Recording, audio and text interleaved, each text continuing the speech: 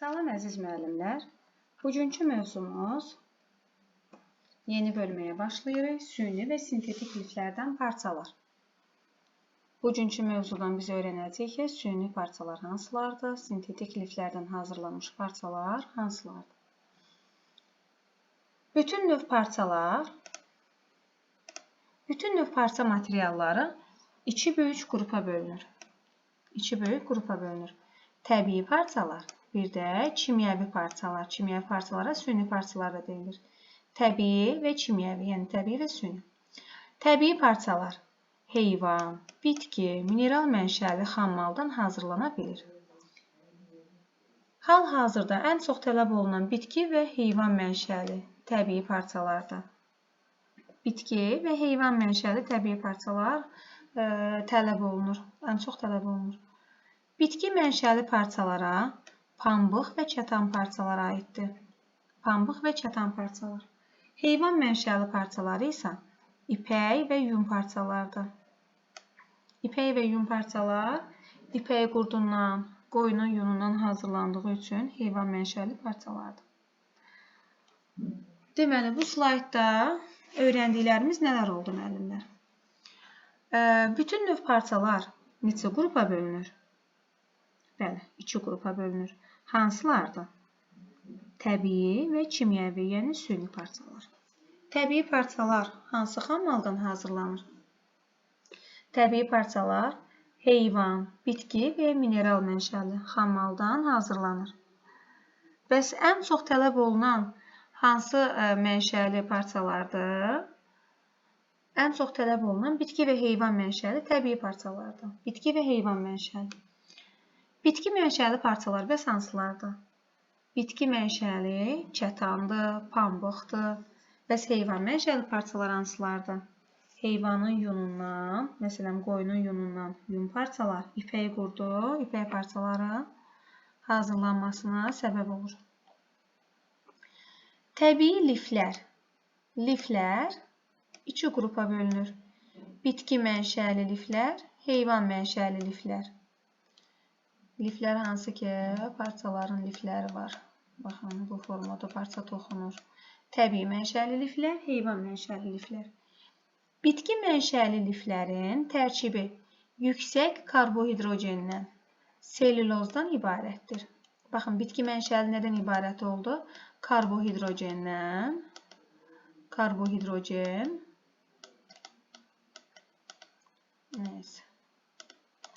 bir də selülozdan.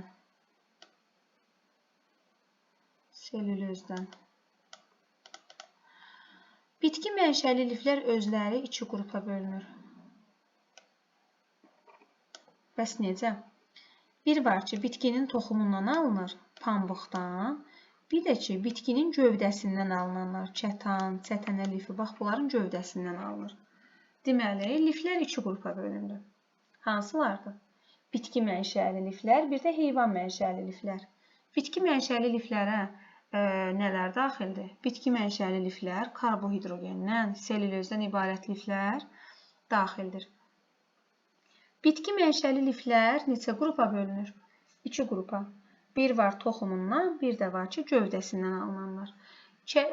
Kətan hansı ki, toxumundan alınır, yoxsa gövdəsindən? Kətan gövdəsindən alınır.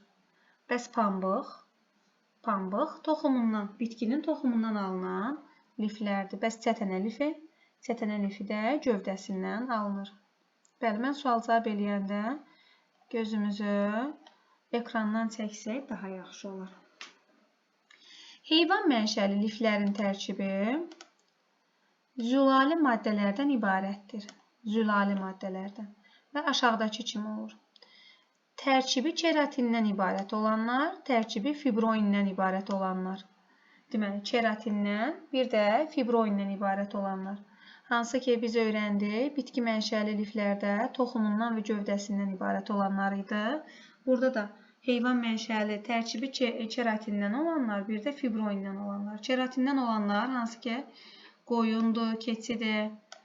Fibroindən olanlar barama qurdundan alınan ipəkdir, barama qurdundan alınan ipək fibroin. Tərkibi fibroindən ibarətdir. Azərbaycanın əksər rayonlarında pambıqçılıq və baramaçılıq, həmçinin heyvandarlıq inkişaf etdiyi üçün bitki və heyvan mənşəli liflər əsasında toxunan parçalardan olan geyimlərə daha çox üstünlük verilir.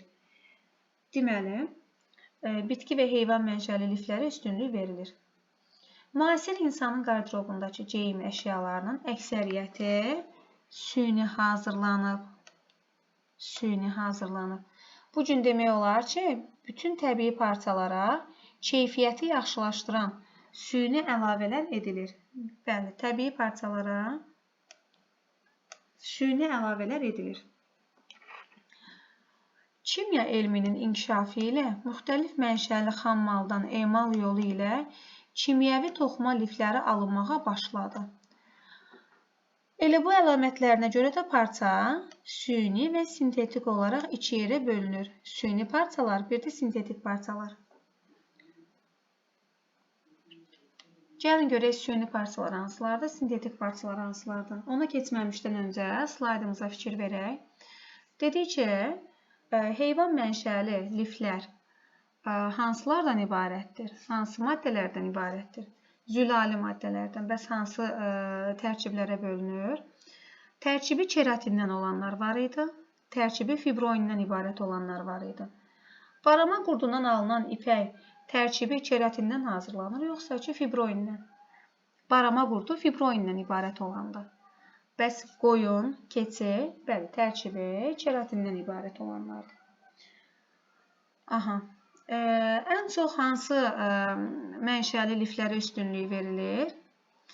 Azərbaycanda pambıqçılıqdır, baramaçılıqdır, heyvandarlıqdır. Yaxşı inkişaf edib deyə biz bitki və heyvan mənşəli liflərə üstünlük veririk. Bəs belə bir sual verim. Kimyəvi toxuma lifləri nə zaman alınmağa başladı? Kimya elminin inkişafı nəticəsində. Bəs parçalar hansı qruplara bölünür? Neçə yerə bölünür? Süni parçalar, sintetik parçalar. Gəlin baxaq görək süni parçalar hansılardır, sintetik parçalar hansılardır. Süni parça lifləri üçün xammal qismində küknar ağacı oduncağından, pambıq tullantılarından alınan selüloz istifadə edilir. Deməli, sünidə selüloz. Deməli, küknar ağacı oduncağından, bir də pambıq tullantılarından selüloz istifadə edirik.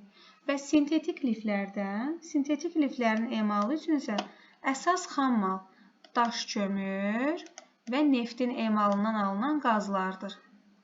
Deməli, süni parçalarda selüloz, hansı ki küknar ağacından, xammalımız nə olacaq? Küknar ağacı, pambıq tullantılarıdır.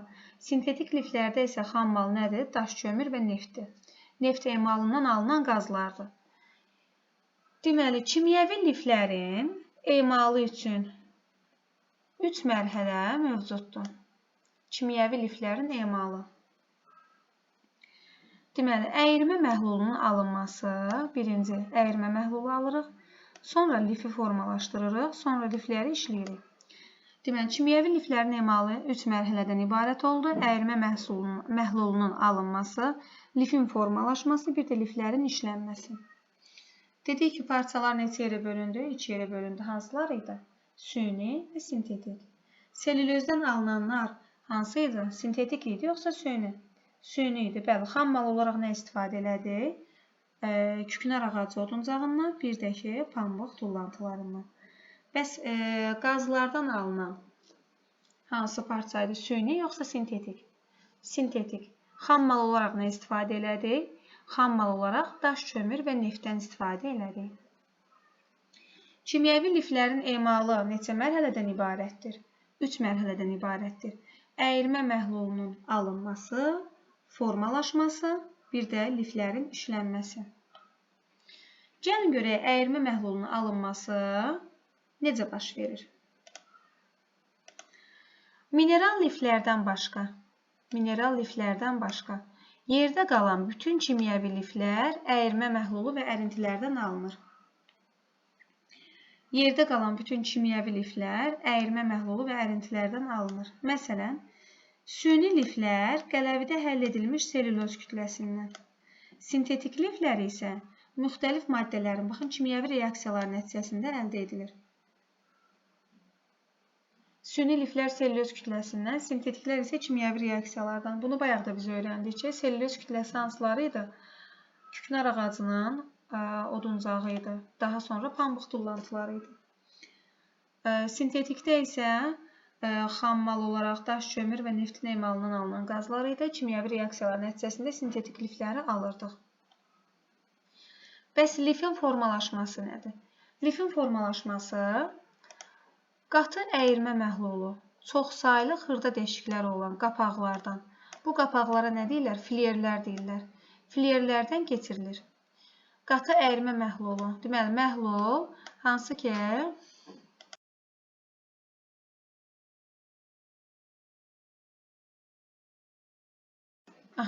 dedik ki, filier xırda deşiyə, aş düzənə bənzər, belə deyək də, deşikləri var və buna filierlər deyilir. Filierdəki deşiklərin sayı 24-35 min arasında dəyişir. Baxın, hansı ki, qapaqda olan deşiklərin sayı 24-35 mindir. Məhlul filierdən axıb çıxarkən bərkir. Təsəvvür edin, bax, bu filierdən tökülərkən nə olur? Məhlul bərkir və nazik saplar yaranır. Daha sonra filierdən çıxan saplar ümumi saplara birləşir, dartılır və bobinə dolanır. Deməli, buradan filierdən çıxan saplar bərkidir. Daha sonra neynədir? Ümumi saplara birləşdirdik, dartdıq, ümumi saplara birləşdirdik və bobinə doladıq. Ümumi saplara birləşir, dartılır, bobinə dolanır. Bax, bizdən ardıcıllıq istəyə bilər. Ümumi saplara birləşdi, dartıldı və bobinə dolandı. Bobin nədir, müəllimlər? İp, məftil, sap və s. Sarmaq üçün makara. Baxın, belə bir şeydir. Bunun daxilinə biz elə bil ki, sapı sarıyırıq, doluyuruq. Daha sonra, liflərin işlənməsi nədir?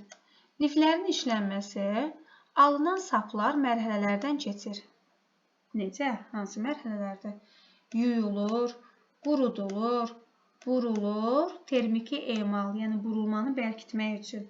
Termiki, yəni istilik verilir də. Termiki emalı bərkitmək üçün, burulmanı bərkitmək üçün termiki emaldan. Bəzi liflər ağardılır, rənglənir, yumşaqlıq vermək üçün sabun məhlulunda emal edilir. Bax, bu oldu liflərin işlənməsi. Liflərin işlənməsi dedik, hansı mərhələlərdən keçir?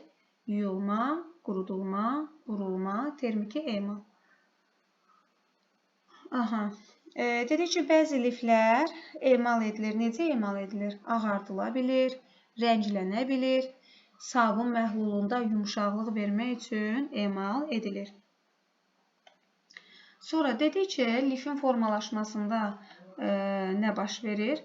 Lifin formalaşmasında hansı ki məhlul çoxsaylı deşikləri olan filierdən keçirilir. Filierdə 24-35 min arası deşiklər var. 24-35 min arası. Hansı ki bu məhlul filierdən axıb süzülür və bu süzülərkən nazik saplar yaranır. Bu nazik saplar da hansı ki ümumi saplara birləşir, dartılır və bobinə dolanır. Bobinə dolanır. Bəs lifin əyirmə məhlulu necə alınırdı? Əyirmə məhlulu hansı ki selüloz kütləsindən alına bilirdi. Əyirmə məhlulu və ərintilərdən alına bilirdi. Mineral liflərdən başqa yerdə qalan bütün kimyəvi liflər əyirmə məhlulu və ərintilərdən alına bilirdi. Süni liflər hansı ki selüloz kütləsindən, qələvidə həll edilmiş selüloz kütləsindən, sintetik liflər isə kimyəvi reaksiyalar nəticəsində həyata keçirilir.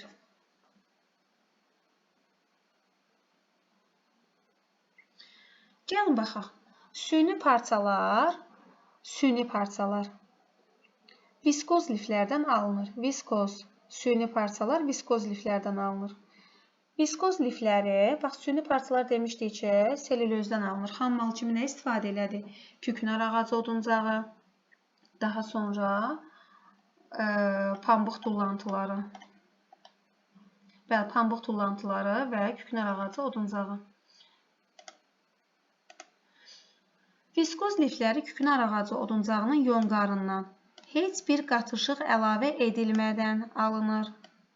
Sadəcə küknar ağacı oduncağından, yonqarından alınır viskoz lifi. Təyinatından asılı olaraq viskoz liflər parıltılı və tutqun səthli ola bilir. Viskozlar həm parıltılı ola bilir, həm də tutqun səthli ola bilir.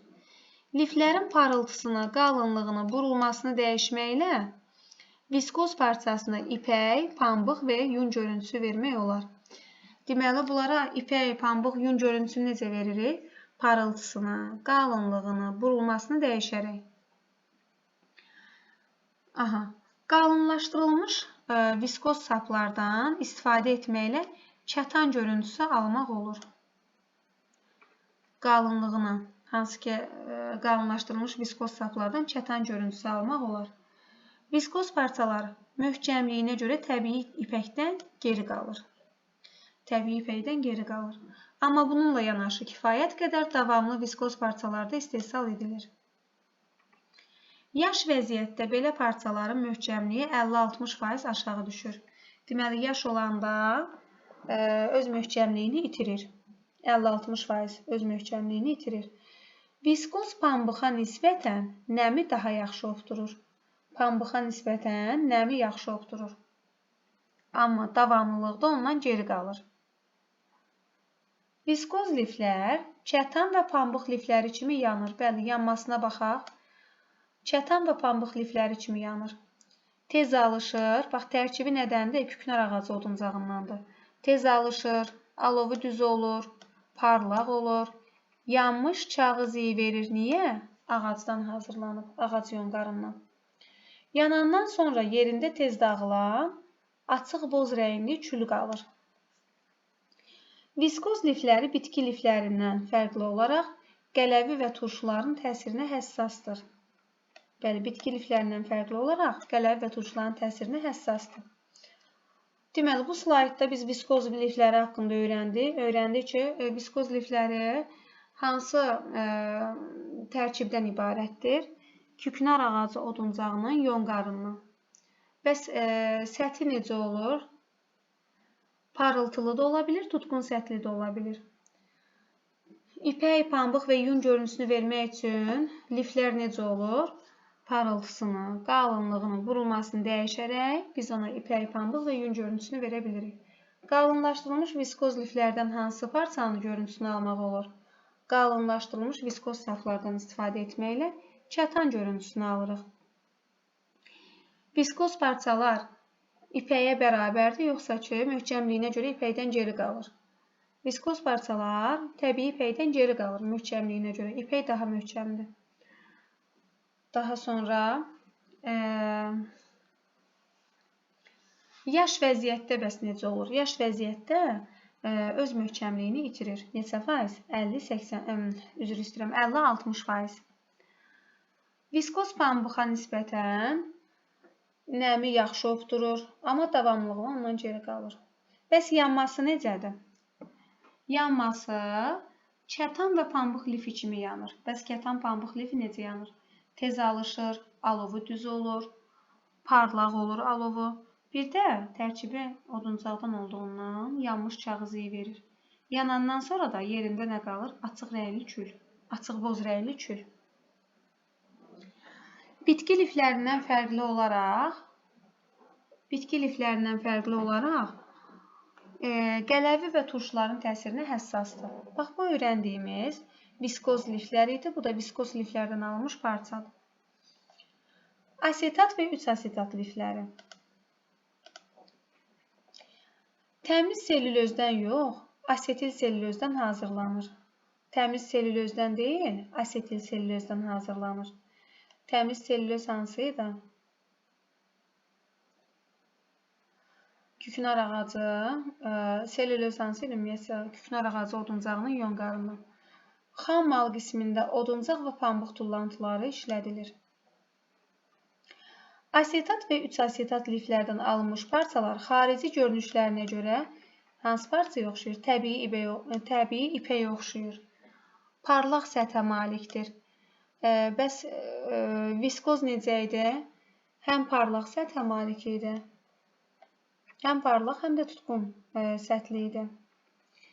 Asetat və 3-asetat liflərdən olan parçalar nəmi pis obturur, amma tez quruyur. Viskoz necə idi? Nəmi yaxşı obtururdu. Onlar viskoz parçalara nisbətən daha az möhkəmliyə malikdir. Viskoz liflər möhkəm idi, amma ipəkdən geri qalırdı möhkəmliyinə görə. Amma daha elastikdir asetat liflər. Buna görə də onlardan alınan parçalar əzilmir, plise edilərkən formalarını yaxşı saxlayır. Plise nədir, müəllimlər? Qırışdır, büzmədir. Məsələn, büzməli yubqalar olur. Yubqanın ətəyində və yaxud da ki, şalvarlar, paltarlar olur, pliseləri. Deməli, asetat və 3-asetat liflərdən hazırlanan parçalardan əzilmir, plise edilərkən formalarını yaxşı saxlayır. Asetat parça yüksək qızdırılmaya tab gətirmir. 210 dərəcədə əriyir. 3 asetat, baxın, uyğunlaşdıra bilərik. 3 ilə başlayır. 3 asetat, 300. Asetat 210 dərəcədə əriyir. 3 asetat isə istiliyə daha dözümlüdür. Onun ərimə temperaturu 300 dərəcədir. Asetat və 3 asetat lifləri tez yanır. Qonur, xırda, sirkəyi verən kürəciklərə çevrilir. Bax, yanıqlar tez yanır. Xırda rəngdə, qonur, xırda, sirkəyi verən kürəciklərə çevrilir. Bəli. Plise də bildiyi nədir? Elə bilirəm ki, çətin olmadı. Asetat və 3-asetat lifləri. Nədən hazırlandı? Selülözdən yox, asetil selülözdən hazırlandı. Xam mal qismində oduncaq və pambıq tullantıları. Bəs viskoz liflər nədən istifadə olundu?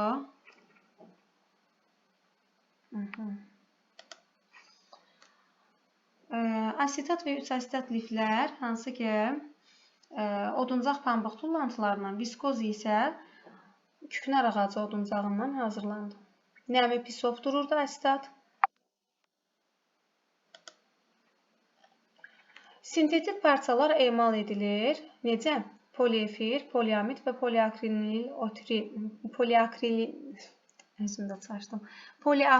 onitril liflərdən. Sintetik parçalar emal edilir dediyi poliefir, poliamid və poliakril onitril liflərdən. Sintetik parçalar bir-birindən kimyəvi tərkibi, bəzi xüsusiyyətlərinə və yanma xarakteri ilə fərqlənir.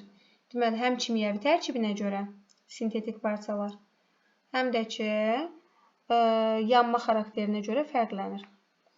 Müxtəlif ölkələrdə sintetik lifləri müxtəlif cür adlandırır. Buna görə də ən geniş yayılmış lif və parçalarla tanış olaq. Poliefir liflərdən alınır, poliester, lavsan, krimplen parçalar. Deməli, müəllimlər, biz süni parçaları öyrəndik və artıq sintetik parçalara keçid etdik. Sintetik parçalar poliefir, poliamid və bir də poliakril onitril. Poliakril onitril liflərdən hazırlanır. Bir-birlərindən necə fərqlənir bəs? Kimyəvi tərkibinə görə, xüsusiyyətlərinə görə və yanma xarakterinə görə fərqlənir.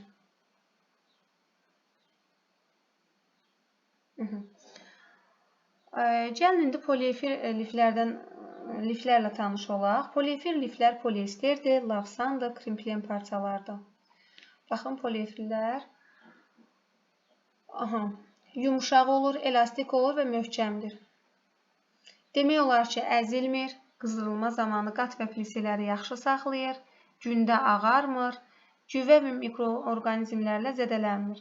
Bəs necə yanır? Yanma zamanı poliefir liflər iysizdir, iysiz əriyir, bərk kürəcik əmələ gətirir. Sintetik olduğundan bərk kürəcik əmələ gətirir. Hansıları idi? Poliefirlər, poliester, lavsan, krimplen parçalar. Yumuşaq olur, elastikdir və möhkəmdir. Əzilmir, pliseləri yaxşı saxlayır, gündə ağarmır, cüvə və mikroorqanizmlərlə zədələnmir, bəs necə yanır, iysiz əriyir, bərk yürəcək əmələ gətirir. Gəlin indi baxaq, hansı ki poliefir haqqında öyrəndik. Poliefirdən alınan liflər hansılardır? Poliester, lavsan, krimplen parçaları idi. İndi poliamidə baxırıq. Poliamid liflər neylon, kapron, dederon parçalardan istehsal edilir. Poliamid liflər bütün sintetik liflərin ən möhkəmidir. Bütün sintetik liflərin ən möhkəmi poliamiddir. Bu liflərdən hazırlanmış parçalar necə olur? Hamar səthə malik olur. Zırılma və sürtülüb yeyilməyə davamlıdır. Ağarmır, az əzilir, cüvə və mikroorqanizmlərlə zədələnmir. Çatışmayan cəhəti nədir? Pis ovdurma və yüksək hərarətə həssasdır. Poliamid liflər poliefirlər kimi yanmır, iysiz əriyir və yumşaq kürəcək əmələ gətirir. Bəs elastan lifi hansıdır, müəllimlər?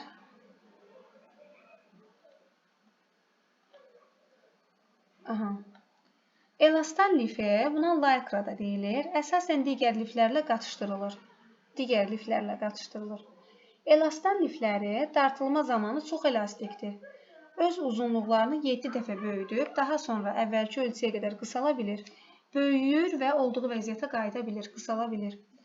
Elastan parçalardan bədənə kip oturdulan şalvardır, trikotajdır, uzunboğaz və gödək corab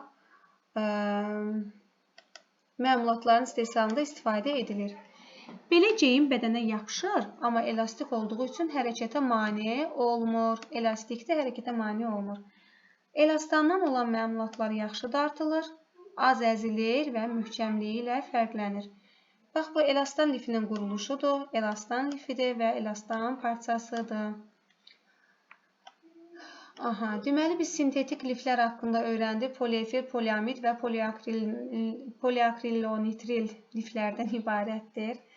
Nəsə bir türlü dilimə yatmadı. Bir-birlərindən fərqlənir kimyəvi tərkibinə görə, xüsusiyyətlərinə görə, bəzi xüsusiyyətlərinə görə və yanma xarakterinə görə. Poliefirlər hansılar idi? Poliester, lavsan, krimplen parçaları idi. Poliamid liflər hansılar idi? Neylon, kapron, dederon idi. Bir də öyrəndik ki, elastan liflər də böyüyüb, kiçilə bilir, hərəkətimizə mane olmur. Şalvarlar, trikotajlar, uzunboğazlar və gödək corablar, hansı ki, elastan liflərindən hazırlanır. Belə müəllimlər, bu mövzumuzda bu qədər. Növbəti dərsdə izah edəcəm.